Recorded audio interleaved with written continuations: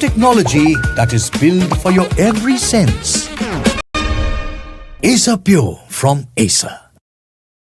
GST 2.0 or next-gen GST now comes into effect. India, however, seems to be stepping into this new economic era from today. One that redefine the country's growth story. The GST 2.0, which is officially out, and this next-generation GST, which simplifies the structure, placing nearly all products in just two categories when we speak of a 5% slab or an 18% slab.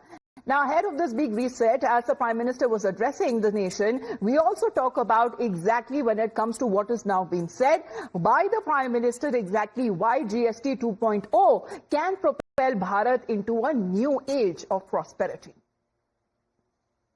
Navratri के प्रथम दिवस 22 सितंबर को सूर्योदय के साथ ही GST बचत उत्सव शुरू होने जा रहा है।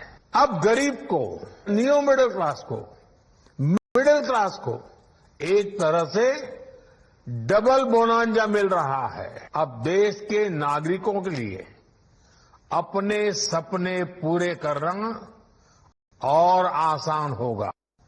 नागरिक देवो भवः, नागरिक देवो भवः कि जिस मंत्र के साथ आगे बढ़ रहे हैं, नेक्स्ट जनरेशन जीएसटी रिफॉर्म में इसकी साफ झलक दिखाई देती है।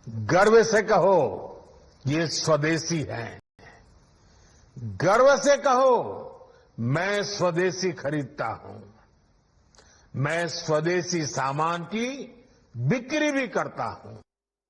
Let's now talk about the Vipaksh, because it was quick to pounce on the Prime Minister. The TMC claimed credit, saying it was Mamata Banerjee who enforced the changes and had added the pressure on the government. Also claimed that this seems to be just a bit to offset Donald Trump's trade tariffs, which are hurting the Indian economy. Then there is the Aam Aadmi Party claiming that cheaper GST also means government is essentially admitting that it looted the common man in the past, and hence they must now return the GST refunds.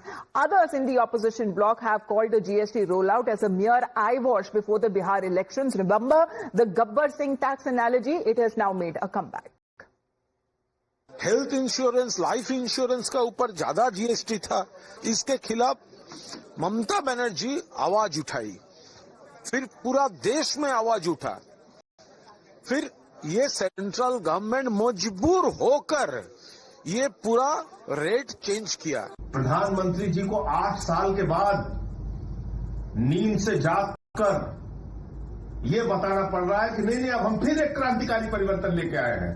देखिए, हमने GST कम कर दिया। प्रधानमंत्री जी, जो लाखों करोड़ रुपए इस देश की जनता के जेब से टैक्स के नाम पे लूटा गया है, वो पैसा उनके खातों में वापस कीजिए। 7 से 8 साल आपने उन गरीबों को, उन बैकवर्डों को, मध्यम वर्गीयों को, जो सूक्ष्म उद्योग खोले थे, जो लघु उद्योग खोले थे, सभी को आपने तो मार दिया। क्योंकि बिहार का चुनाव नजदीक है। अगर जीएसटी माफ नहीं होता तो आपको मालूम होना चाहिए कि बिहार में लोगों को मुक्की खानी पड़ती और बिहार से इनका विदाई होता। उन्होंने जो अपने 11 साल में लगातार जीएसटी बढ़ाई है, उसी जीएसटी में थोड़ा हिस्सा वो कम करके अपनी वाहवाही लेने का प्रयास कर रहे हैं।